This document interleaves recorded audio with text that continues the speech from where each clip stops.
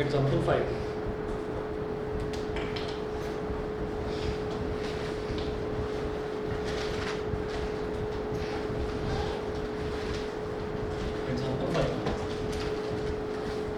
Example 5 है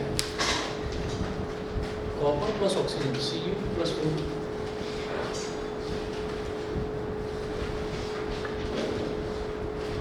Cu plus O2। अब इसमें है ये हमको मिल रहा है Cu प्लस O2, ये मुझे मिल रहा है CuO। अब आप इसमें देखिएगा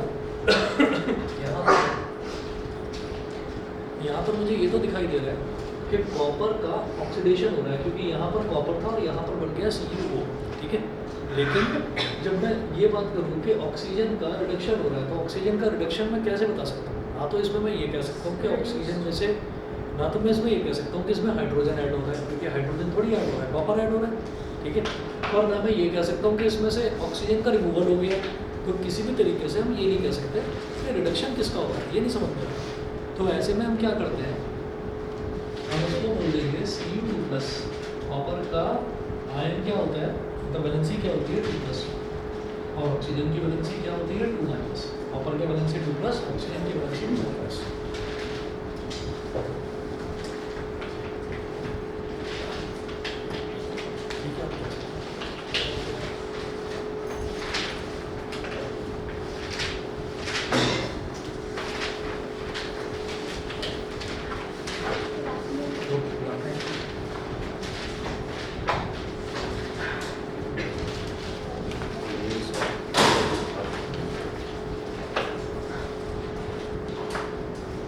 दोनों डोर्स बंद कर। क्रिश क्रिश क्रिश सुनो, ये वाला डोर भी बंद करो, ये वाला भी बंद। तो Cu2 प्लस O2 माइनस। तो आप ये देखिए, ये क्या हो गया मेटालिक एलिमेंट और ये क्या हो गया नॉन मेटालिक एलिमेंट। तो अब हम ये करेंगे addition of non metallic element. तो इसमें क्या जुड़ रहा है, इसमें नॉन मेटालिक एलिमेंट जुड़ रहा है, तो इसका हो रहा है ऑक्सीडेशन।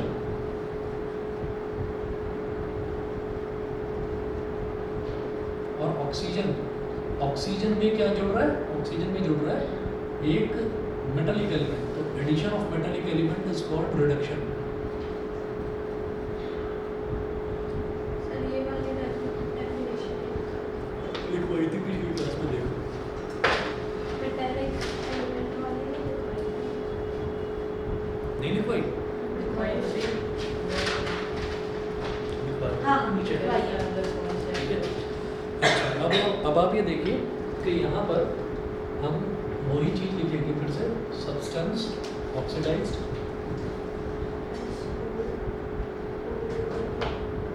सब्सटेंस ऑक्सीडाइज्ड, नीचे लिखेंगे oxidising agent.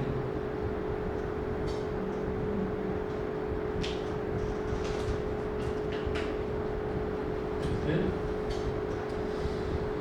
Substance reduced,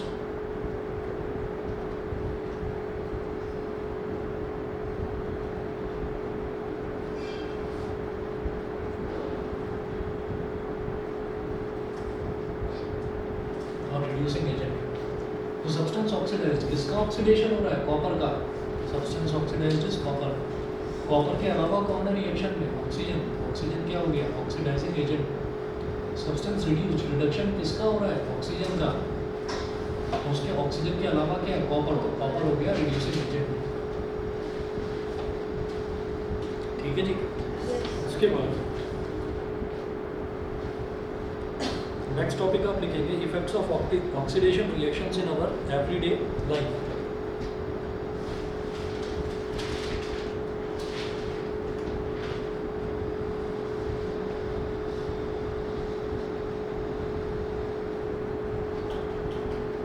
sir एक एक्सट्रा अभी देखो,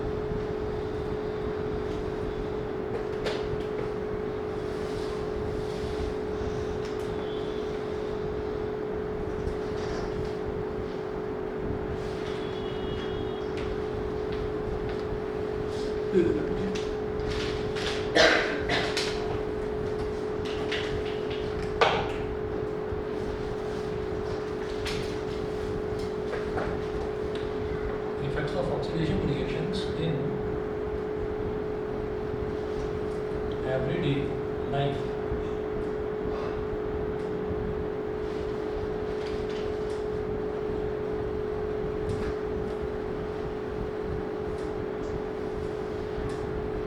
देखिए, there are two common effects of oxidation reactions.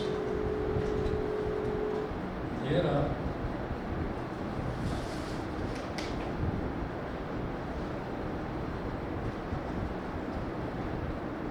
common effects of oxidation.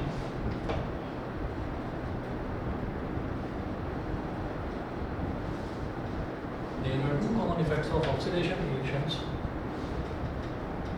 which we observe in daily life.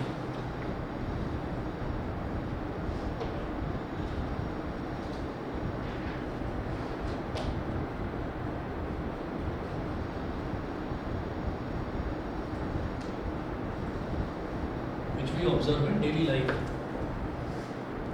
These are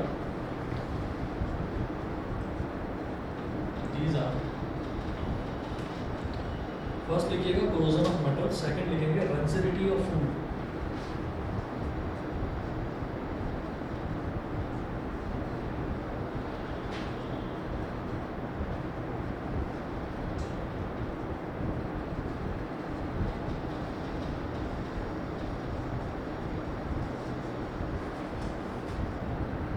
corrosion of metal, second लिखेंगे rancidity of food. अब corrosion की बात करते हैं.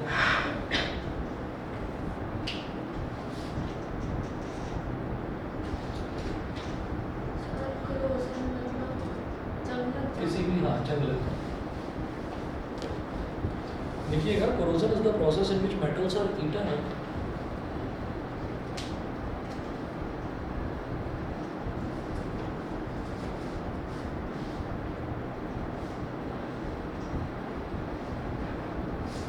Corrosion is the process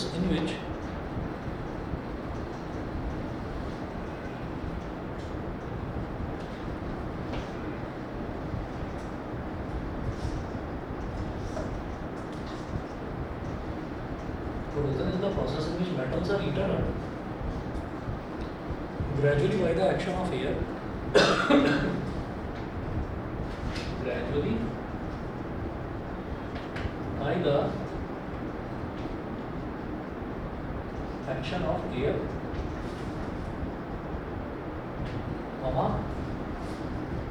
moisture or a chemical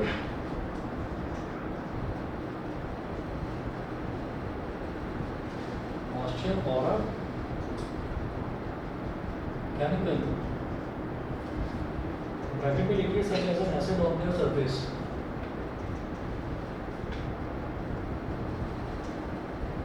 Such as an acid on their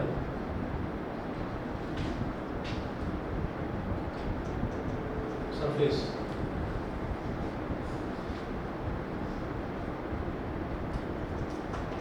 next point लिखेंगे rusting of iron metal.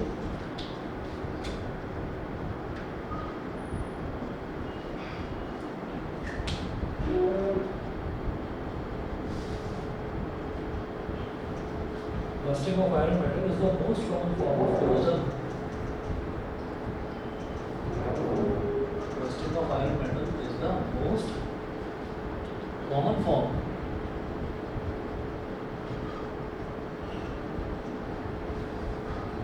of corrosion.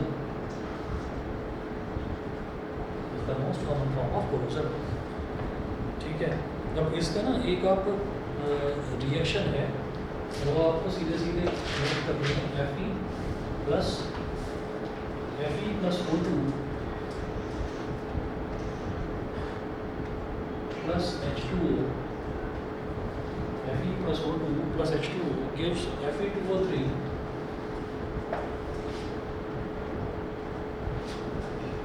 dot XH2.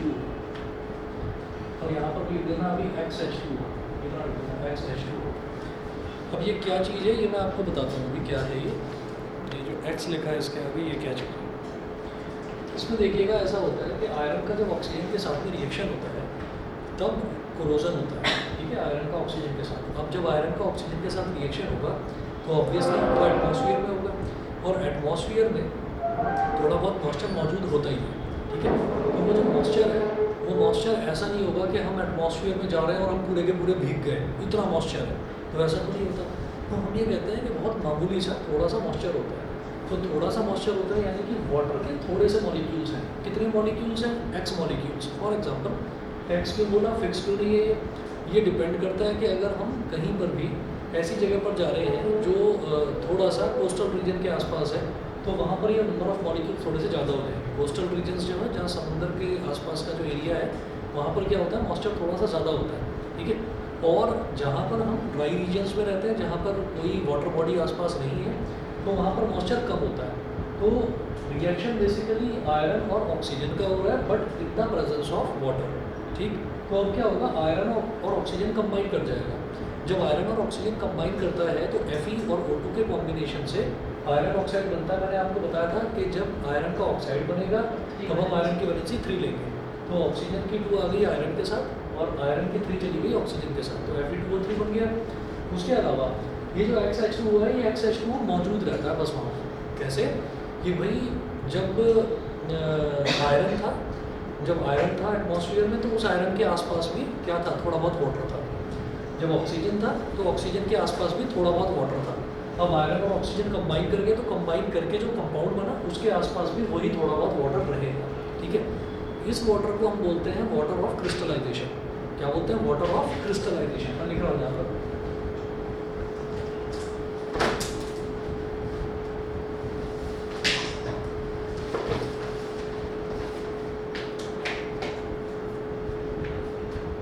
इसको हम बोलते हैं वाटर ऑफ क्रिस्टलाइजेशन। अब इसमें होता क्या है वाटर ऑफ क्रिस्टलाइजेशन में, कि ये कंपाउंड फॉर्मेशन में कोई इसका रोल नहीं होता। बस ये है कि कंपाउंड के आसपास मौजूद रहता है ये वाटर। तो जैसा रिएक्शन से पहले था ये वाटर, वैसे रिएक्शन के बाद रहा, ठीक है। इसमें कुछ ऐसा नहीं होता कि इसकी वैलेंसी उसके पास चली जाएगी या उसकी वैलेंसी इसके पास आ जाएगी, वो कुछ नहीं होता। उसके बाद अब आप ये देखिएगा कि अब मैं इसको थोड़ा सा बैलेंस करने की कोशिश करता हूँ। तो आयरन का यहाँ पर एटम कितने थे? 1, और यहाँ पर आयरन के एटम 2 हैं। तो बैलेंस करने के लिए मैं क्या करूँगा, यहाँ कुछ लगा दूँगा, यहाँ 2 लगा दिया। उसके बाद देखिए ऑक्सीजन की का एटम यहाँ पर कितना था? 3 था, और ऑक्सीजन का, अब आप ये कहोगे नहीं ये तो ये 4 था, नहीं ये अलग है। ये डॉट लगाया ही इस वजह से कि कंपाउंड फॉर्मेशन में उसका कोई रोल नहीं है, ठीक है। वाटर ऑफ क्रिस्टलाइजेशन जितना यहाँ मौजूद था उतना ही वहाँ मौजूद रहेगा। अब देखिए ये जो ऑक्सीजन है, ऑक्सीजन का इधर 3 था, तो ऑक्सीजन को बैलेंस करने के लिए इधर 3 था और इधर 2 था।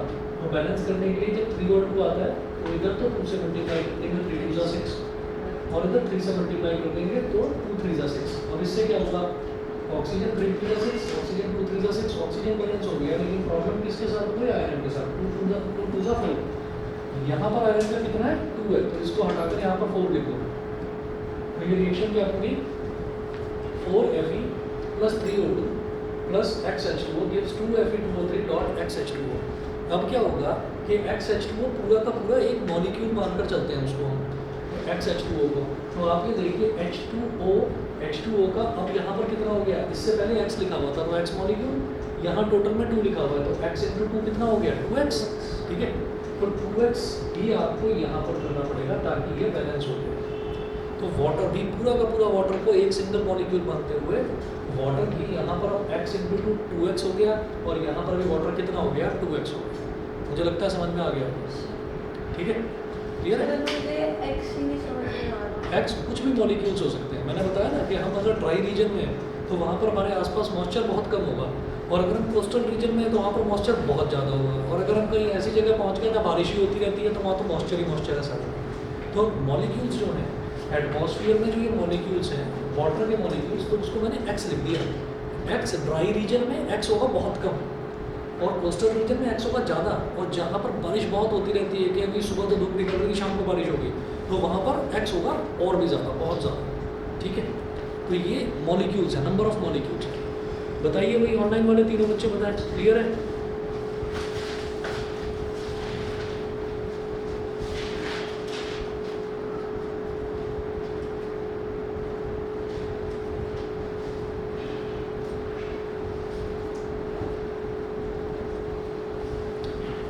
आ रही है? हाँ आ रही है बेटा, आ रही है।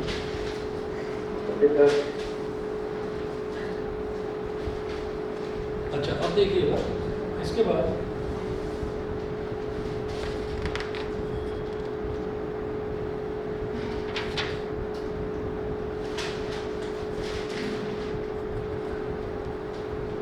इसको बोलते हैं हाइड्रेटेड आयरन थर्ड ऑक्साइड और ब्रैकेट में लिख देना रस्ट मुझे चेंज कर दिया रस्ट, इसको ये बोलते हैं hydrated iron third oxide, hydrated iron third oxide, इसको रस्ट भी बोलते हैं। उसके बाद मुझे एनसीईआरटी क्वेश्चन में समझ ही नहीं आ रहा। बता दो ना कौन से क्वेश्चन लेकर आया करो, बता दो लाइन ना लाए लो।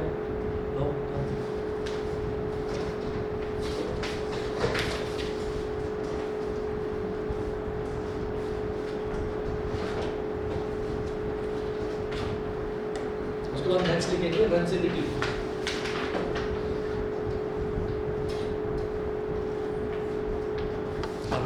आराम से मैं देख के नहीं चल रही थी।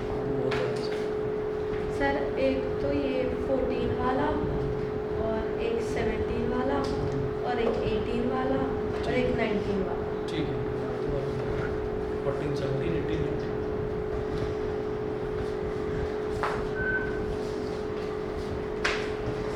सेकंड नोट कीजिएगा rancidity.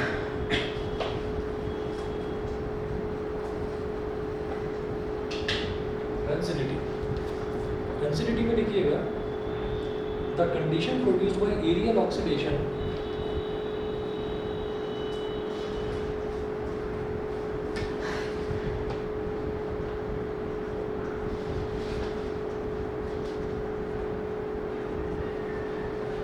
AERIAL condition produced by aerial oxidation, the condition produced by aerial oxidation of fats and oils in foods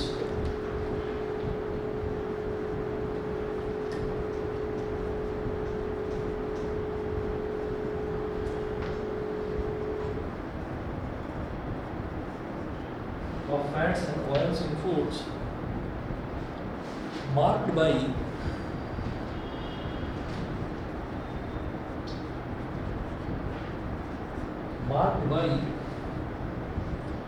unpleasant smell and taste. Unpleasant smell and taste is called rancidity.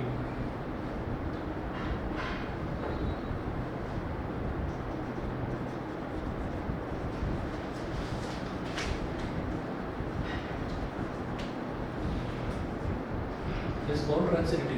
तो aerial oxidation का मतलब क्या है? ये जो है ये जो स्पेलिंग है ना AERIAL, तो ये एरियल का मतलब क्या है कि anything which happens in the air, जो हवा में होता है। The condition produced by aerial oxidation of fats and oils in foods.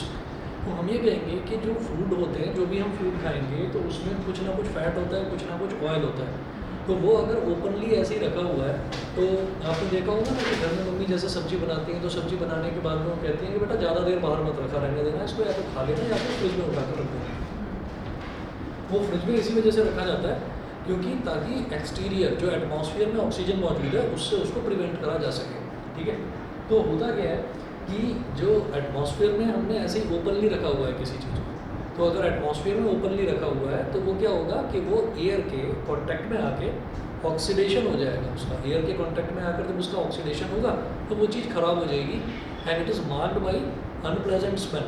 तो अनप्लेजेंट स्मेल आती है उसके अंदर, अगर उसको सूंघते हैं तो लगता है कि नहीं गंदी सी स्मेल आ रही है, इसका मतलब खाना ख़राब हो गया है, अब इसको खाना नहीं है। ठीक है, एंड टेस्ट, तो उसका टेस्ट भी थोड़ा सा ख़राब हो जाता है।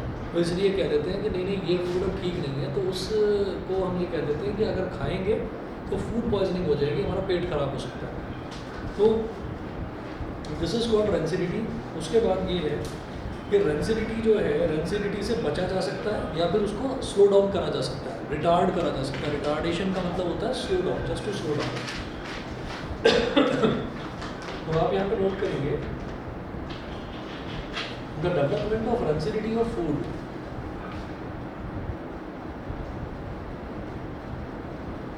The development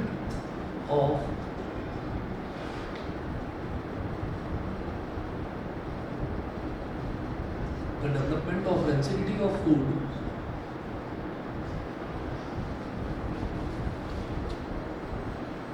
can be prevented or retarded. Can be prevented or retarded or slowed down.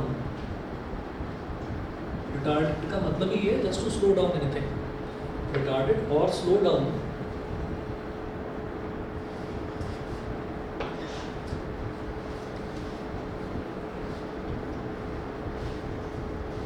retarded or slowed down in the following ways. In the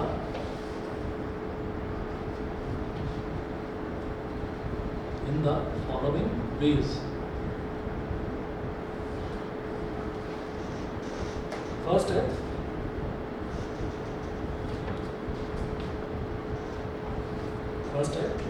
by adding antioxidants to foods.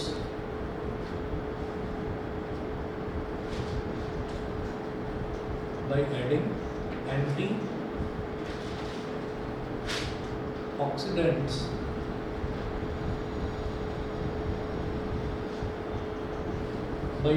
antioxidants to foods containing fats and oils. To foods containing fats and oils.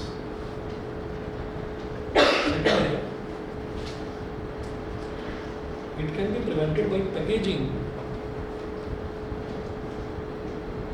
It can be prevented by packaging. It can be prevented by packaging. Fat and oil containing foods. Fat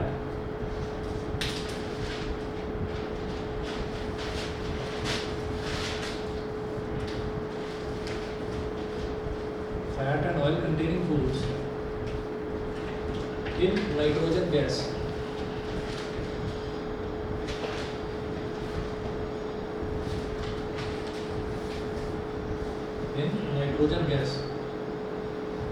Third, it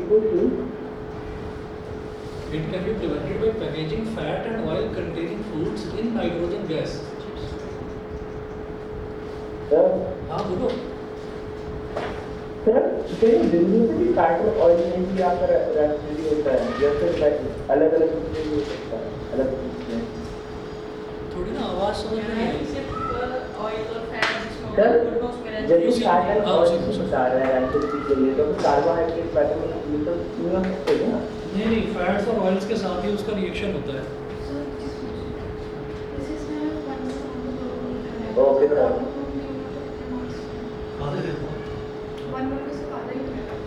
जितने को मिलेगा सही 7 और 3 marks मुझे इसका पता नहीं था या पता है सर मुझे नाम तो नहीं पता मैं पढ़ लूंगी कुछ ठीक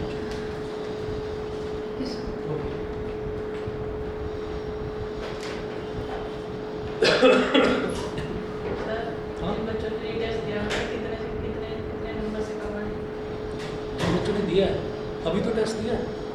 कितने नंबर से कम आए पहले वाले टेस्ट में जैसे किसी के 0 आ गए हो, जैसे 1 या 2 नंबर आ गया हो, ऐसे मतलब इन बच्चों का रीटेस्ट हुआ. ये वाला पेपर तो ज़्यादा टफ था. एक्चुअली रीटेस्ट हुआ ही तुम्हारा है और 2 बच्चे उस वाले बैच में थे, बाकी वो बच्चे होते जिन्होंने टेस्ट दिया ही नहीं. ये वाला टफ नहीं था. ये वाला टफ था ज़्यादा. 7th वाला क्वेश्चन बता दो. अच्छा 1 मिनट रुकिए, मैं 1 मिनट में आता हूँ. चलो अच्छी बात है.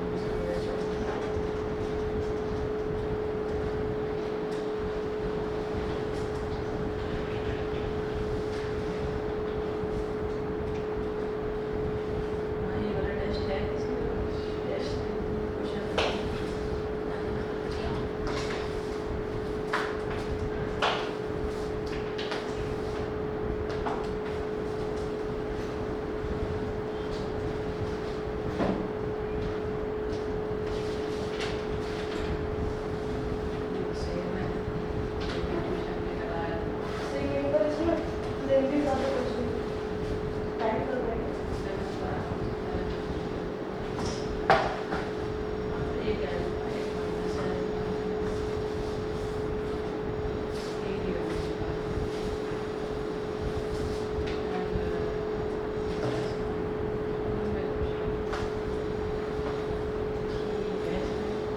वाले में वो ये 4x एंड दे रखा है।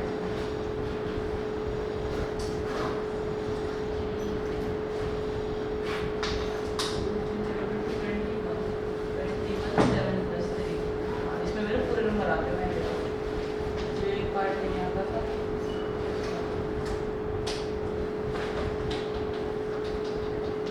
और वो बेचारा 10 बार में 38 लिख दिया, और वो इतनी देर से देख रहा था 38 लिखे जा रहा है, उसे काट रहा है। उससे डिवाइड करने के लिए टेबल को डिवाइड ही कर देता 38 से पता चलता। नहीं, 2 को मल्टीप्लाई करके नहीं करा। नहीं वो मतलब 2 से डिवाइड करने के लिए रफ कॉलम बदलाव बना रहा पूरे पेज में 2 से डिवाइड कर रखा है चीज़। मैं तो एक पूरा पेज रफ से कर दिया। 32 को फैक्टराइज कर रहा था, डिवाइड करके। तो पता है दोनों बैच में आता था, पहले क्या वो 2 बार पढ़ता था। नहीं कुछ नहीं करता।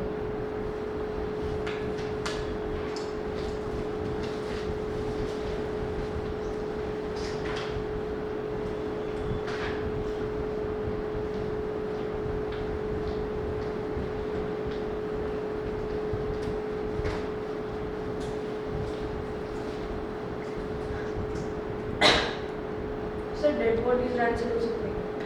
हाँ होनी तो है। ऐसा खतरनाक सवाल मत पूछो। अब कुछ ऐसे डेड बॉडीज उनकी सर रेसिपी तो हो सकती वो है। पहले रैंसम होते हैं या पहले डिकम्पोज होते हैं? पहले थोड़ी थोड़ी डिकम्पोज होना शुरू। फिर रैंसम सर हम डेड बॉडी को जलाते क्यों है? कुछ कॉन्सेप्ट है इसके पीछे भी, क्योंकि बड़ा गहरा। शरीर किससे बना है? मिट्टी, पानी, आग और घर से। तो थोड़ा सा हवा पांच तत्वों से बना है। शक्तिमान नहीं देखा क्या बचपन में? शक्तिमान में दिखाते हैं ना कि वो 5 तत्वों से मिलकर एक शक्तिमान बन जाता है। पता नहीं कुछ है इसके पीछे कॉन्सेप्ट, इतना मालूम नहीं। अच्छा थर्ड है, it can be retarded by keeping food in the refrigerator. It can be retarded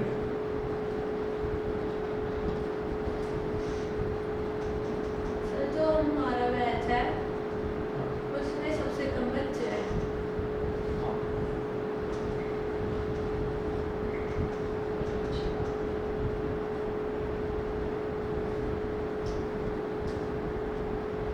ये अभी क्या टाइम मतलब अभी क्या चल रहा है? अप्रैल चल रहा है ना?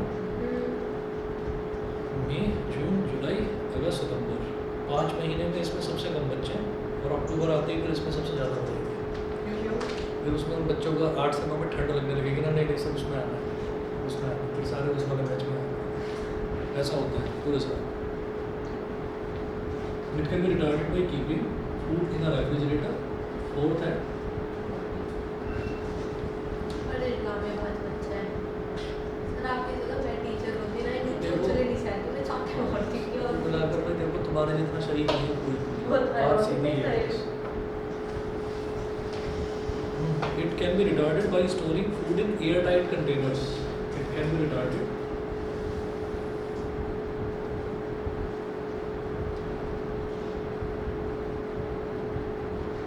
by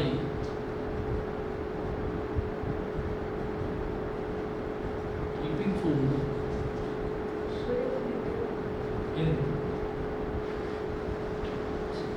airtight containers. By keeping food in airtight containers.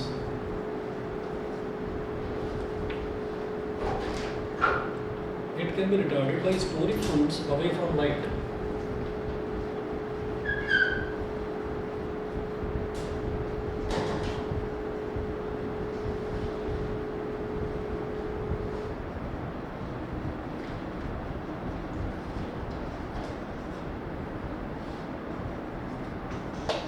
It can be retarded by keeping food away from light.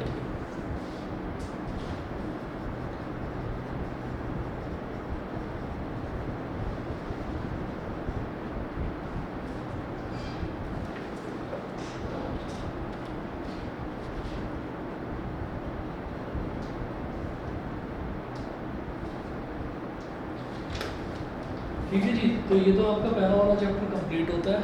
और इनमें आप ये देख लीजिए कि रेंसिडिटी को से बचने के लिए, हाँ जी बोलिए। सर ये विजुअल में सेकंड रिटार्ड में food away from light, sir ये कैसे होगा? अभी बता रहा हूँ। It can be retarded by keeping food away from light. तो लाइट से दूर रखते हैं, लाइट से दूर रखते हैं वो इस वजह से क्योंकि ज़्यादातर जो फूड है, फूड जो है ज़्यादातर वो ऑर्गेनिक मटेरियल का बना होता है। ऑर्गेनिक मटेरियल या तो आइदर फ्रॉम प्लांट्स और या फिर animal based fats and proteins होते हैं उसमें। तो आप ये देखिएगा कि उसको लाइट से दूर इस वजह से रखा जाता है क्योंकि लाइट जो है, लाइट की हेल्प से ना फोटोसिंथेसिस वाला प्रोसेस जो है वो एग्रावेट होने लगता है। और जो रखी हुई फैट्स हैं या ऑयल्स हैं, तो उसमें अगर फोटोसिंथेसिस वाला प्रोसेस अगर उसमें अगर होने लगेगा तो वो क्या करेगा कि वो उस फूड को जो है मतलब उस फूड को वो धीरे धीरे ख़राब करने लगेगा। ख़राब मतलब इन द सेंस ऐसे होता है कि अगर हमने लाइट में कोई भी चीज़ रखी तो लाइट से होता क्या है कि लाइट ना उसके अंदर जितना भी वाटर कंटेंट है वो ट्रांसपिरेशन के थ्रू उस वाटर कंटेंट को खींचना शुरू करती है लाइट। तो इस वजह से लाइट से भी उसको दूर रखा जाता है। और ये भी एक बहुत बड़ा रीज़न है कि जब भी आप फ्रिज यूज़ करते हैं, कोई भी आप फ्रिज यूज़ करेंगे तो फ्रिज को जब आप बंद करते हैं तो बंद फ्रिज की लाइट भी बंद हो जाती है। ये पता होगा, बंद फ्रिज की लाइट भी बंद हो जाती है क्योंकि लाइट जो है, लाइट से भी रिएक्शन होने लगता है फूड में। हाँ सर, हो जाती है। समझ गए ये वाला पॉइंट? Yes sir. तो फर्मेंटेशन होने लगता है इस वजह से। ये तुम्हारा वाला स्टाइल है। ठीक। By adding antioxidants to foods containing fats and oils, अगर एंटीऑक्सीडेंट्स उसमें अगर हम डाल देंगे तो होगा क्या कि हमने पहले से ही ऐसा अरेंजमेंट कर दिया है कि उसमें ऑक्सीजन डेवलप हो ही नहीं पाएगी। क्या होता है कि अगर मान लीजिए हमने खुले में रखा तो खुले में फिर वही फोटोसिंथेसिस वाले प्रोसेस से जो प्रोडक्ट बनता है हमारी बॉडी में, ह्यूमन बींग्स जो हैं, हम जो अलाइव हैं, हमारी बॉडी में जो बाई प्रोडक्ट बनता है वो बनता है कार्बन डाइऑक्साइड। लेकिन अगर हम प्लांट्स की बॉडी की बात करने लगे तो उनकी बॉडी में बाई प्रोडक्ट क्या बनता है? ऑक्सीजन। और ऑक्सीजन क्या करेगा? ऑक्सीजन अगर फूड के अंदर बनने लगा तो वो फूड को ना बर्न करना शुरू करेगा, यानी कि ख़राब करना शुरू कर देगा। तो इस वजह से एंटीऑक्सीडेंट्स मतलब जो ऑक्सीजन के इफेक्ट को ख़त्म करें, उनके अगेंस्ट हो, उसको उसमें ऐड किया जाता है। Secondly, it can be prevented by packaging fat and oil containing foods in nitrogen gas. तो नाइट्रोजन गैस में नाइट्रोजन गैस उसमें उसके अंदर इकट्ठा कर देते हैं। तो नाइट्रोजन गैस आराम से नाइट्रोजन गैस जो है, नाइट्रोजन गैस को अगर पैक्ड फूड के अंदर फिलअप कर दिया जाता है तो उससे भी क्या होता है कि वो उसका फूड का फर्दर ऑक्सीडेशन नहीं हो पाता, वो ख़राब नहीं होता। तो इसी वजह से जो आपने देखा ना वो चिप्स वगैरह जो आते हैं तो उसको जब हम खोलते हैं तो उसके अंदर गैस भरी रहती है, वो नाइट्रोजन गैस ही होती है। ठीक है, ठीक है। अगर चिप्स के अंदर हीलियम गैस भर दे तो वो उड़ने भी लग जाती है। इसका पढ़ाई में दिमाग नहीं है। उसके बाद देखिएगा, it can be retarded by keeping food in a refrigerator में रखा। ठीक है। It can be retarded by keeping food in airtight containers. मतलब कुल मिलाकर ये है कि उसको ऑक्सीजन के कांटेक्ट में नहीं आने देना। ठीक है। अब जरा देख लेते हैं तुम्हारे जो डाउट्स हैं, ये डाउट्स हैं भी या वैसे ही मजाक में? ये है। अच्छा, चलिए जी देखिएगा, एक क्वेश्चन दे रखा है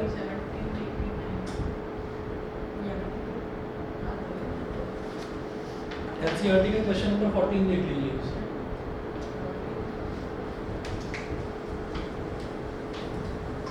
सर केमिस्ट्री का ही क्वेश्चन है। हाँ,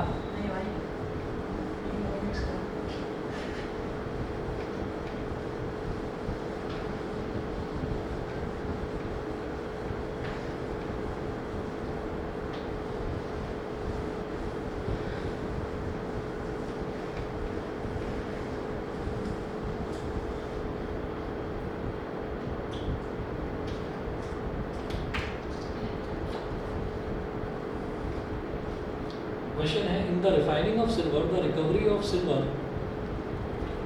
क्वेश्चन नंबर 14 है एनसीईआरटी का।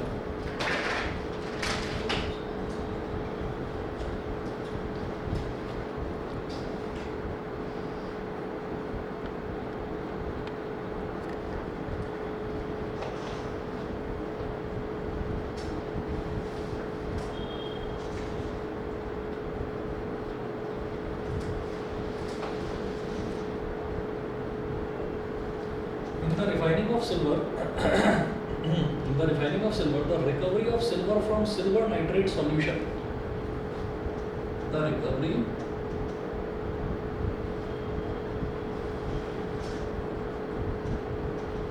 of silver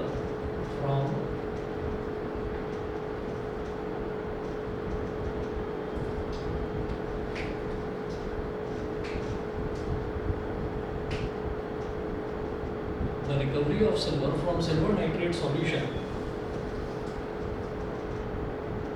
involved displacement by copper metal. Involved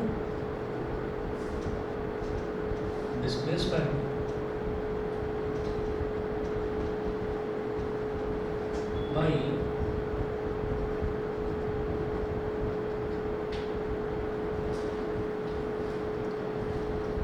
by copper metal. Full stop. Write down the reaction involved.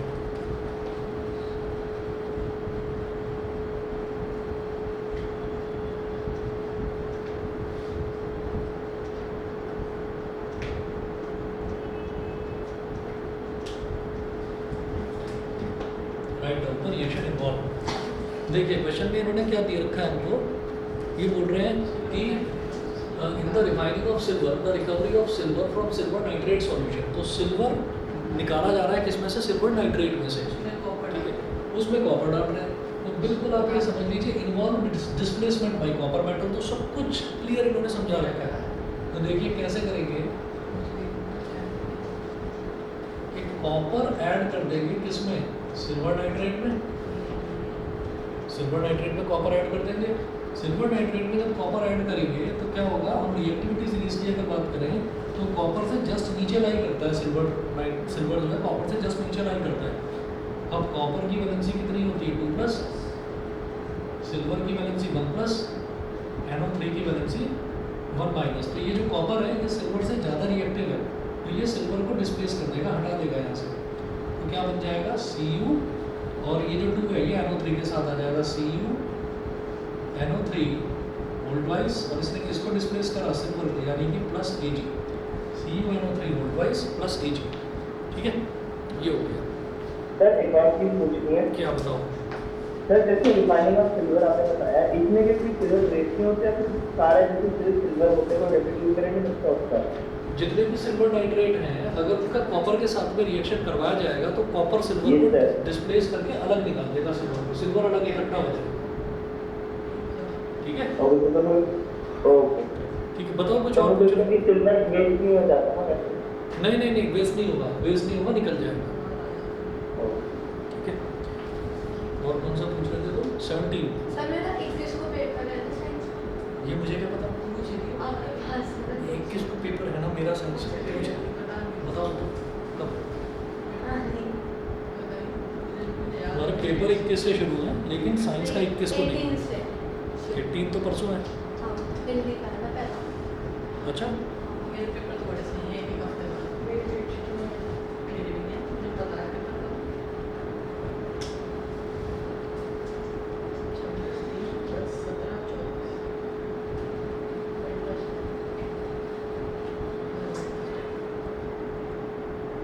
तो सिलेबस है।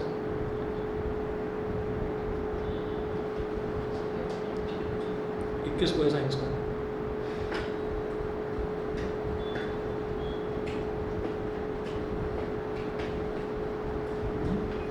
21 को साइंस का पेपर पर आता तो तुम्हें कुछ भी नहीं आता है मुझे। नहीं आता है, वही तो मैं कह रहा हूँ, नहीं आता है। नहीं के बाद कॉमन लगाया। चलिए ठीक है, कोई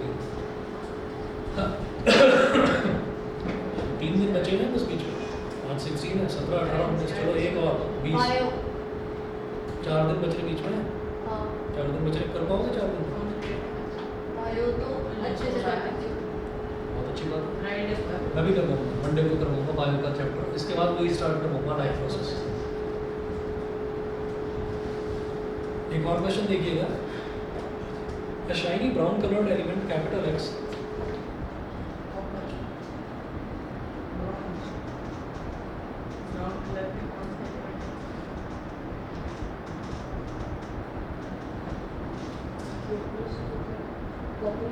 A shiny brown colored element capital X on heating in air becomes black in color.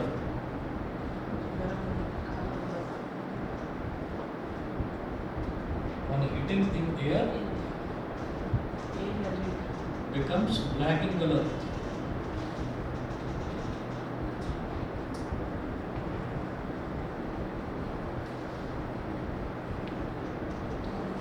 Name the element X and the black colored compound form. बताओ. बिल्कुल सही. ये जो ब्राउन कलर्ड एलिमेंट होता है ना, कॉपर होता है. रेडिश ब्राउन कलर होता है कॉपर का. शाइनी शाइनी चमचमाता. मेटल है, ब्राउन मेटल है. तो name the element X and the black colored compound. Name the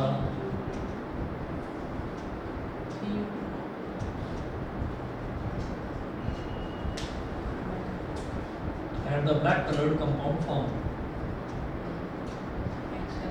आप ये देखिएगा जितने भी ये क्वेश्चन है ना, चाहे एनसीईआरटी के हों या उसमें आए हुए हों बोर्ड में, उसमें आप देखना जैसे ये वाली रिएक्शन भी है तो ये वाली रिएक्शन भी नोट्स में इंक्लूडेड है.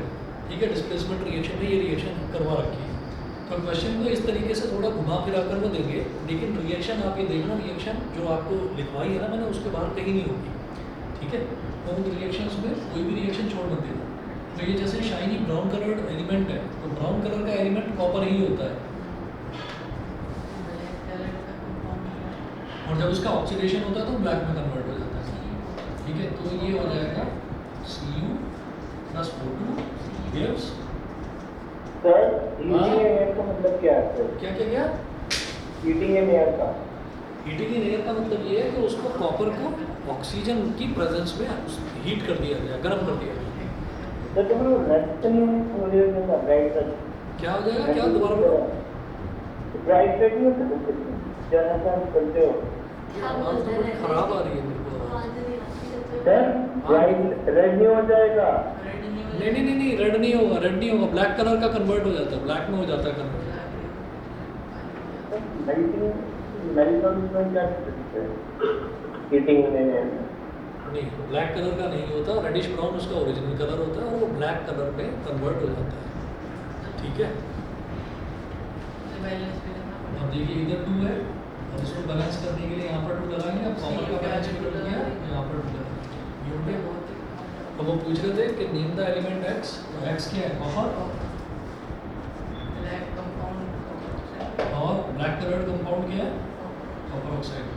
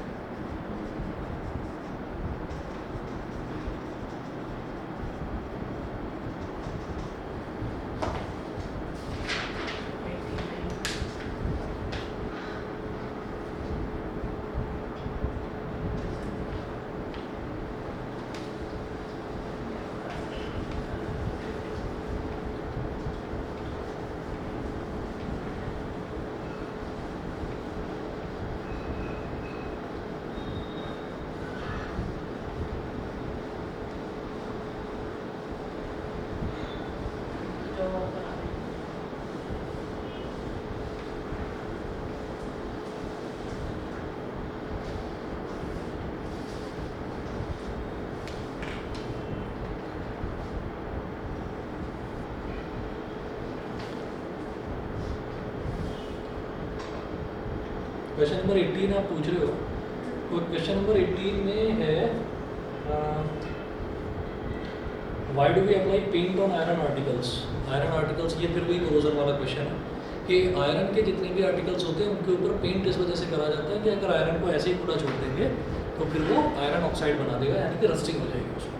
तो पेंट करने से क्या होता है कि उसके ऊपर एक प्रोटेक्टिव लेयर डिपॉजिट हो जाती है. प्रोटेक्टिव लेयर डिपॉजिट हो जाती है तो वो ऑक्सीजन के डायरेक्ट कॉन्टैक्ट में नहीं आता, तो रस्टिंग नहीं होती. आयरन की रस्टिंग को प्रिवेंट करने के लिए उसका पेंट किया जाता है. बस ये है. 19 बता रहा हूँ. Oil and fat containing food items are flushed with nitrogen. Why? उनको नाइट्रोजन, जैसे बताया ना कि जो गैस बढ़ती जाती है उसमें नाइट्रोजन बढ़ती जाती है, वो इस वजह से भर दिया जाता है कि ऑक्सीजन के कांटेक्ट में अगर वो आ भी जाए, अगर वो ऑक्सीजन थोड़ी बहुत उसके अंदर रह भी जाए तो ऑक्सीजन नाइट्रोजन के साथ मिलकर नाइट्रोजन ऑक्साइड बना देगा. ठीक है, और वो फूड को ख़राब नहीं करेगा. वो फूड को ख़राब नहीं करेगा. मोरोवर जो नाइट्रोजन ऑक्साइड है वो बल्कि मतलब फूड आइटम्स के लिए उल्टा अच्छा होता है, क्योंकि जो एग्रीकल्चरल फील्ड्स होते हैं, जो खेत होते हैं, उनमें भी नाइट्रोजन ऑक्साइड वाला जो फर्टिलाइज़र है वो डाला जाता है. ठीक है ना, तो इस वजह से ये मतलब एक लाइन का बस इतना आंसर है. ठीक है जी, तो ये चैप्टर आपका खत्म होता है। ये पकड़िए, टाइम है कुछ बचा हुआ है तो बताओ, छोड़ो फिर एक काम करूँगा, आपको अभी जो है कल जो आपकी क्लास होगी, कल मैं बायोलॉजी कराऊंगा, लाइफ प्रोसेस स्टार्ट कराऊंगा और लाइफ प्रोसेस के कुछ नोट्स मैं आपको भेजूंगा 8 या 9 पेजेस का, मैं अभी PDF भेजूंगा। वो न्यूट्रिशन इन अमीबा तक है, वो नोट्स हमारे पास अभी न्यूट्रिशन इन अमीबा तक है, और फिर धीरे धीरे मैं और 2-3 पेज करके आपको धीरे धीरे भेजता हूँ, ठीक है, क्योंकि चैप्टर बहुत बड़ा है। खुद लिख के लाना नहीं कुछ नहीं लिख कर लाना, आपको कुछ नहीं लिख कर लाना, बायोलॉजी में बैठना है और मैं आपको समझाऊंगा, ठीक है? सर हाँ थोड़ा बोलो। सा साइड हो जाओ। ओके।